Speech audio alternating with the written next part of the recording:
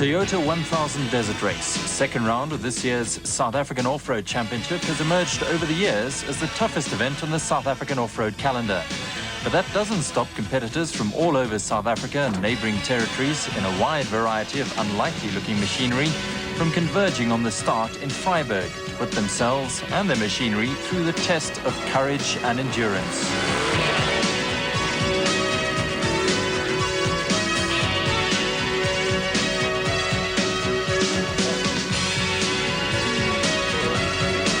Before the start of the traditional round the houses pipe opener, something of a misnomer in the wide open spaces surrounding Freiburg, vehicles and motorcycles must pass through scrutineering. It's a time for last-minute checks, and for some competitors, there are anxious moments as the adrenaline starts to flow.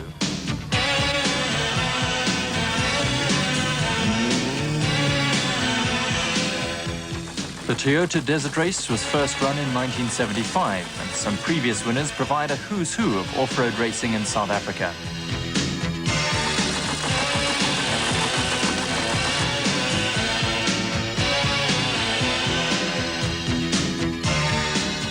The master boards we'll be using, here's an example.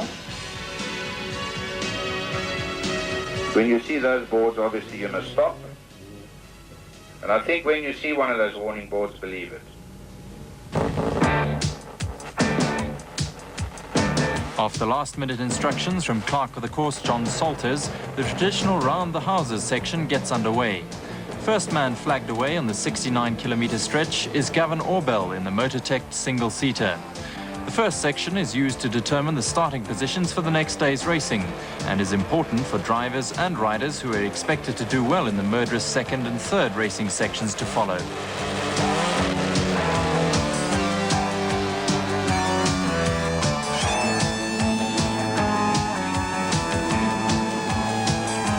For the opening section, cars and bikes are flagged away according to their classes. The first vehicles away were to act as sort of pathfinders for those to follow, with the route for this year's desert race providing something of a paradox.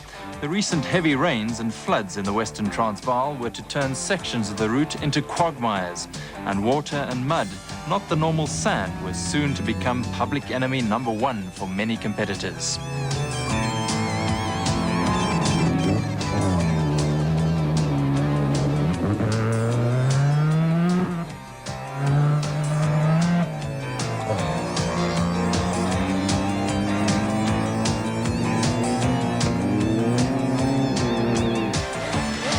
First bike away was Kevin Pelser at the head of the class catering for machines with a capacity of 200cc. There was little doubt, however, that the bike race would develop into a battle between arch rivals Willie Ireland and Jeremy Davis, who won the race in 1987, and Italians Alfie Cox and Kevin Tebbett, as well as the talented young Gavin Nimmo.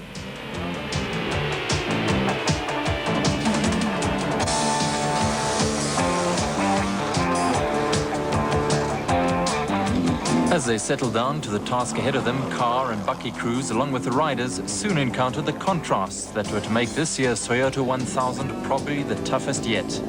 Apart from identifying the route, marked with red Dayglow tapes stuck to handy bushes and poles, competitors had to battle with the conditions that were constantly providing fresh challenges.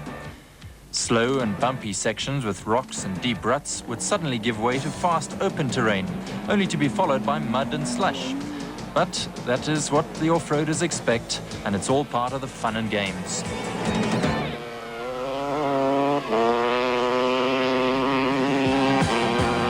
For the locals, there was also plenty of entertainment as competitors charged through the countryside that is normally quiet and placid. The roar of racing engines and high-powered machinery tackling the elements is an annual event not to be missed. For some, however, trouble lies ahead.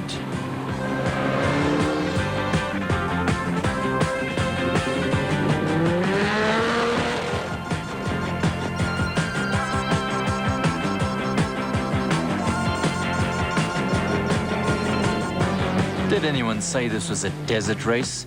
For a great many competitors, the treacherous conditions, hidden under an innocuous blanket of green grass, simply brought matters to a grinding halt. We were so firmly stuck, one navigator was heard to comment, I thought we would be there forever. I was looking around for the area for property to buy.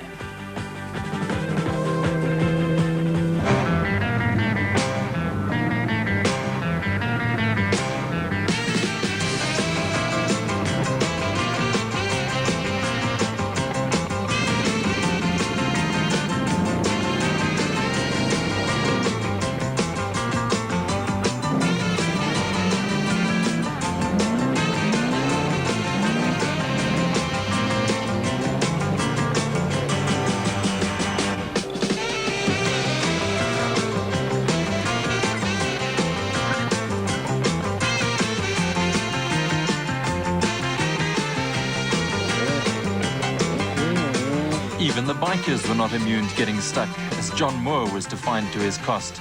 It took a lot of brawn, with a little friendly assistance, to finally free those competitors bogged down.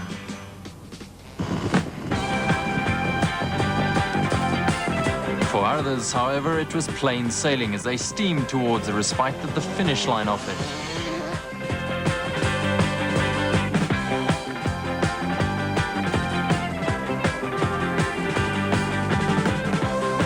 The bikes with the Drivelines Kawasaki ridden by Davies, sporting a trick spoiler attached to the front mudguard, made an impressive sight as they stormed through the countryside in line astern.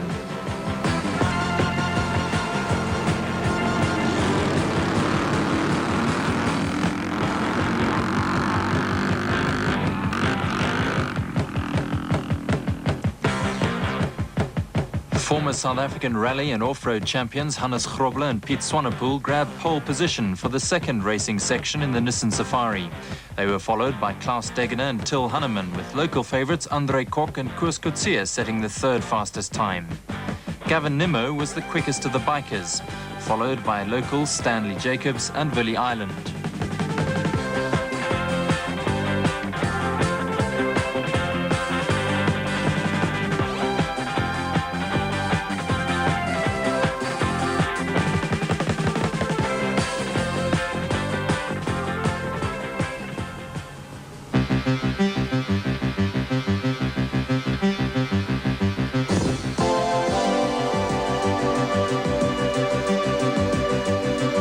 As the pale fingers of dawn stretched over the countryside, the early morning peace was shattered by the roar of race.